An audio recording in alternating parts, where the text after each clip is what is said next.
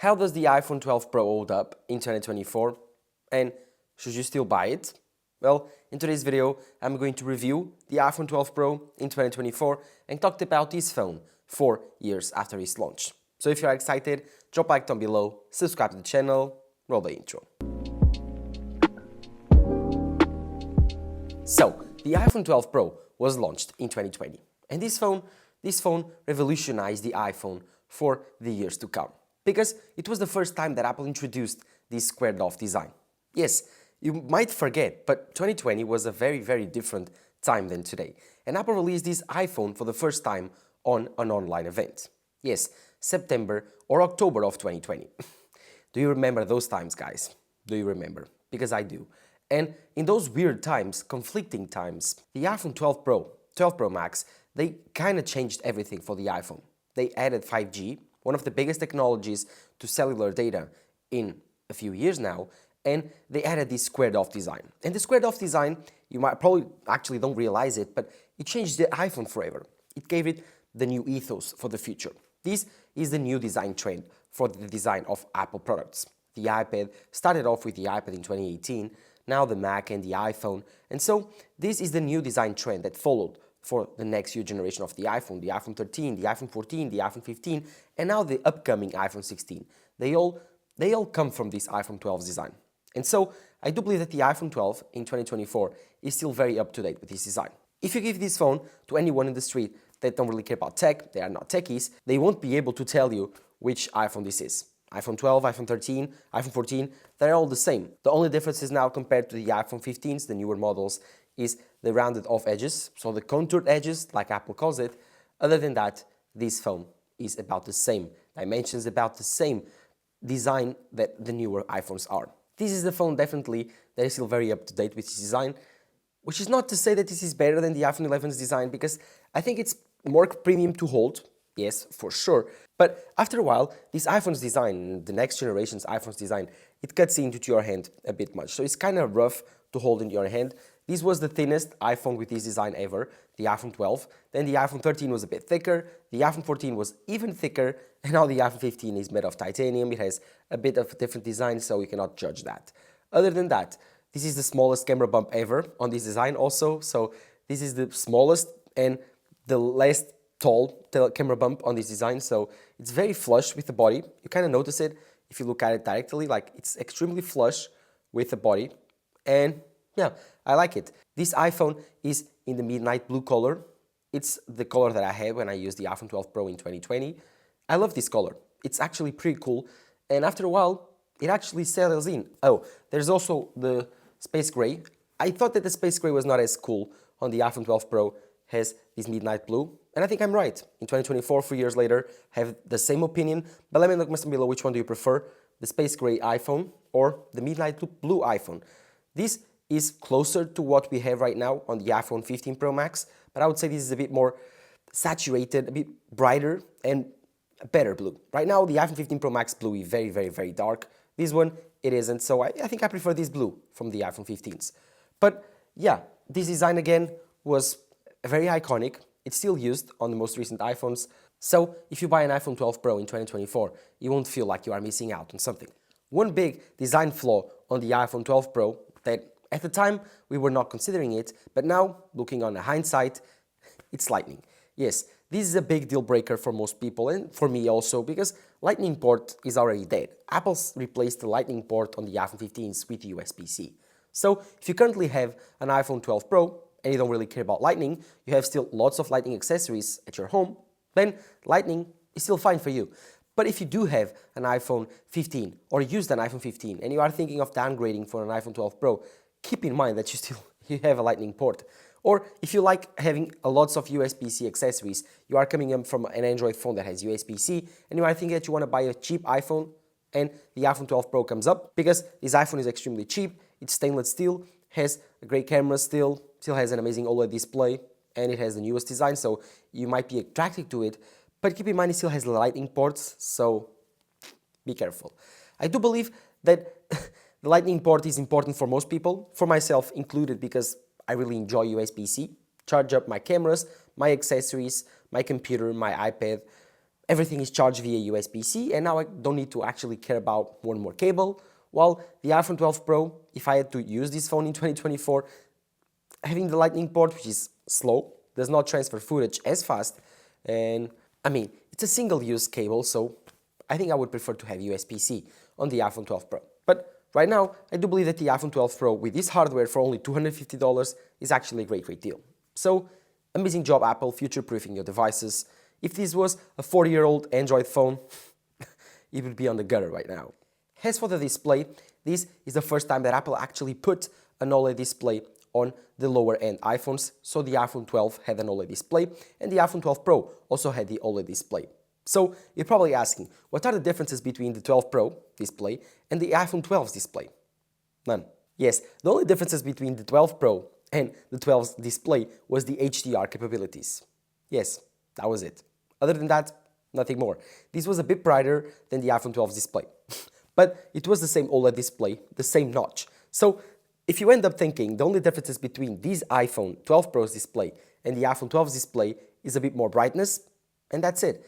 And other than that, you have stainless steel, a better camera, a telephoto camera, and nothing more.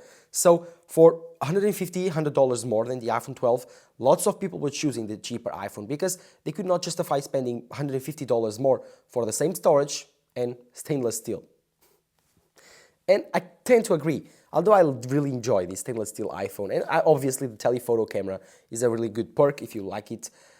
At the end of the day, $200, $150 more, and right now, yeah, you kind of think about it and you think, should I save the $100 and buy the iPhone 12? Because you can find it even cheaper, $150, $200 for an iPhone 12. I do believe I will still go for the iPhone 12 Pro on a hindsight in 2020 because I do really enjoy using the telephoto for taking portrait shots, and I do really enjoy the feeling of stainless steel. And for me that's worth it, $100. But at the time, lots of people made the other choice. But like I was saying, the iPhone 12 Pro display is still an OLED display, it's still extremely bright, the colors are still very saturated, so it's still an incredible display. And yes, in 2024, it's still very useful. It's better than 90% of displays out there. So for $250, the package that you get on this iPhone is actually really good. And on top of that, you get an amazing chip. As for the performance of this iPhone, it does feature the A14 chip, and the A14 chip was an amazing chip from Apple. Yes, the A14 is still faster than most Snapdragon chips from last year. So ridiculous how far away Apple is in terms of the chip performance on the mid-range of the chips. Because if you compare this A14 chip obviously to the newest Snapdragon, it will be slower. But if you compare it to the mid-range Snapdragons available right now for this price, $300 and $350, then this kills every single device. And you still get lots of years of support. It's from 2020, so I do believe at least until 2027, 2028, you will get support for this A14 chip. So yes, lots of performance, lots of efficiency, and especially lots of software support for a $250 iPhone, which on top of that gives you an incredible camera system again, gives you an OLED display, gives you stainless steel and a very premium design. So yes, do not forget, this is still, in my opinion, one of the best values right now in 2024 if you don't really care about 120Hz, because that's the biggest elephant in the room. This display does not feature 120Hz. Yes, you probably thought that I forgot to talk about it on my display section. I didn't. I saved it for now, because this is the biggest pet peeve of mine with the iPhone 12 Pro. If it had 120Hz, like it was rumored at the time, then I probably wouldn't have upgraded to the iPhone 13 Pro Max like I did the year next to that. So in 2021, September of 2021, I bought the iPhone 13 Pro Max because it had 120Hz. That was the biggest reason. While the iPhone 12 Pro biggest flaw was 120Hz. And that's probably the only reason that in 2024 it does not feel as fast as the iPhone 15 Pro Max. Because if it had 120Hz, oh my god, this would be peak iPhone value, in my opinion, right now. Yes, if these iPhones had 120Hz, right now, I would be recommending these to everyone. $250 for an iPhone that has stainless steel, that has triple camera system, OLED displays, the notch design, the bezel-less design, still has the A14 chip, an incredible design, super premium to hold, and yes, in my opinion, this 6.1-inch size is perfect. I would recommend this iPhone to anyone that would be looking for a used and cheaper iPhone. But it does not have 120Hz, and in my opinion, that's a big deal, because it makes the iPhone feel slower, makes the iPhone feel less smooth. And if you buy the iPhone 13 Pro right now, which is kind of a bit more expensive, $450, $400, you'll get a way better experience that will last you a bit more than the iPhone 12 Pro. But if you don't really care about 120 Hz, if you can't notice the differences between 120 Hz and 60 Hz displays, and at least you are still using an iPhone 11, an iPhone XS, those still have 60 Hz displays, buying an iPhone 12 Pro is actually a great choice. Midnight blue, space gray, that's the question for you. As for the batteries, this brings up a very interesting conversation. The iPhone 12 Pros and the iPhone 12's lineup in general had pretty bad battery life. We had come from a great generation of battery, the iPhone 11 Pro Max. And Apple introduced this new design with lots of controversy because it made the iPhone, at least the battery, smaller. And you know what? You know what happened? The battery got worse. Whoa, who do I expect? That if you make the battery size smaller, the battery life will be worse, right?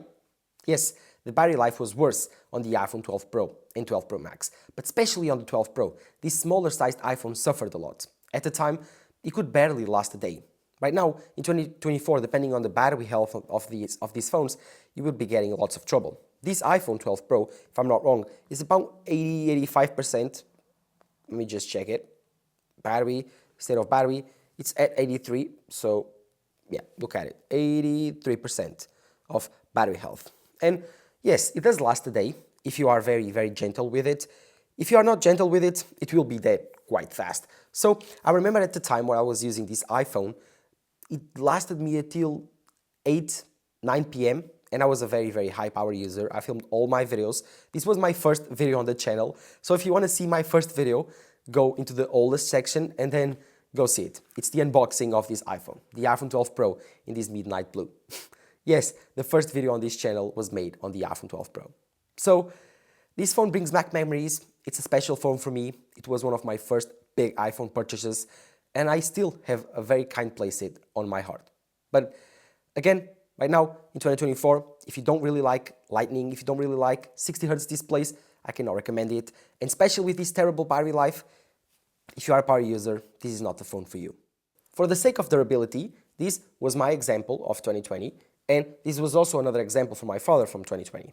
And if I check both battery healths, this one was at 83%, you saw earlier, and this one, I can check it on the settings app, I think it's also around 80%, so 4 years, 20% degradation. 87, this one is even better, so here it is,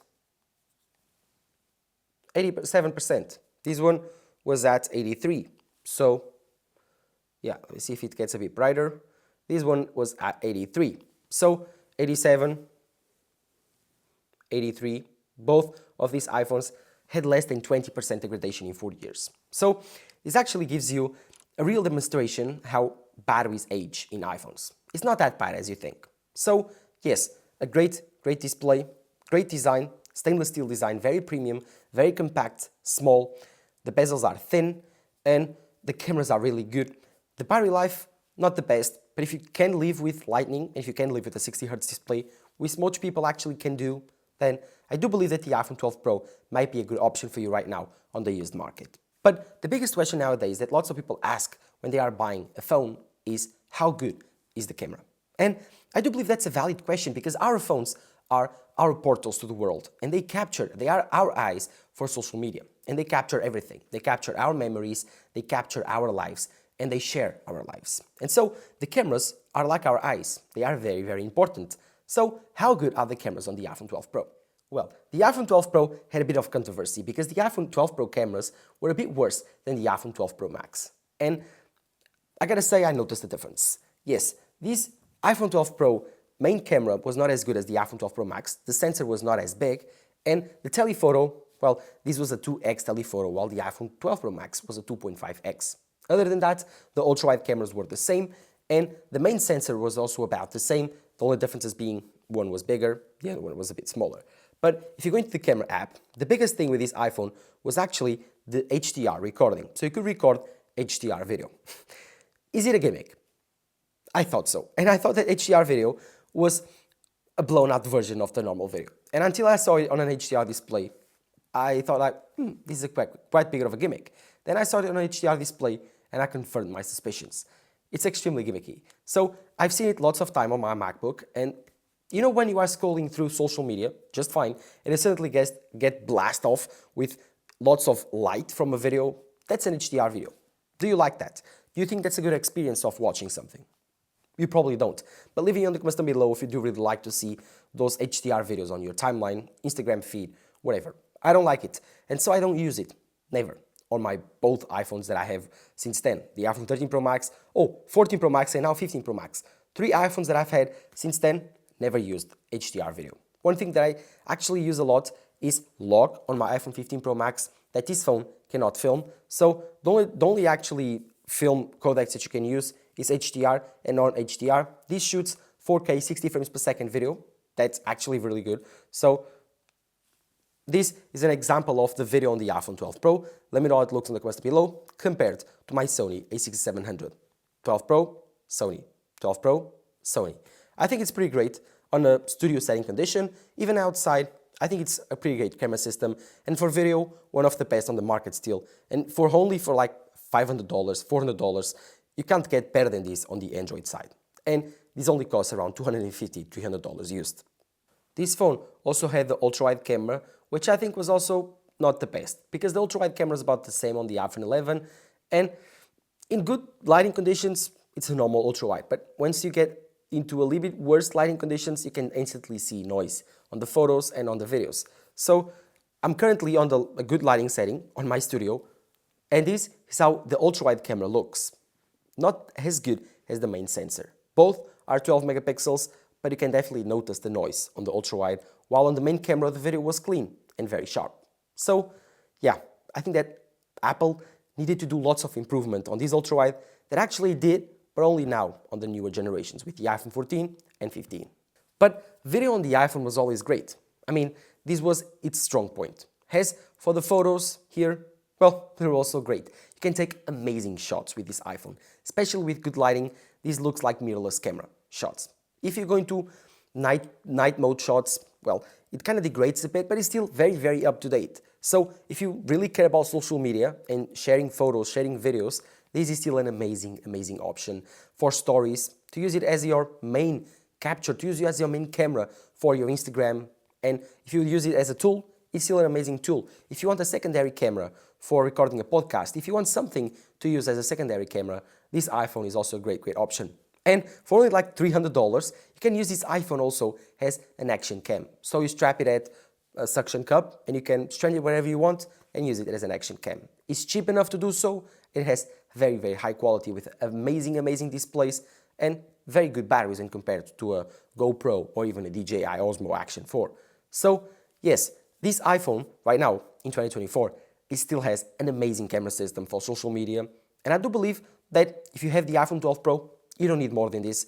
And if you have an iPhone 12 Pro, you know what I'm talking about. It's still very, very up to date. Still a great, great camera system. The only thing that I'm left to talk about is the telephoto, which I thought at the time, being the 2x against the 2.5x, would be a lot of a difference. And so I was kind of regretting not getting the Pro Max. But again, at the end of the day, it's about the same. Right now, I cannot distinguish the differences between a 2 and a 2.5x. Yes, you can zoom a bit further, but it's still a telephoto. We can still take portrait shots. Right now, I use the iPhone 15 Pro Max with the 5x telephoto, and that's a real difference. The differences between the 2x and 2.5x, if you prefer the smaller size, go for the iPhone 12 Pro. So, the iPhone 12 Pro is still a great option right now.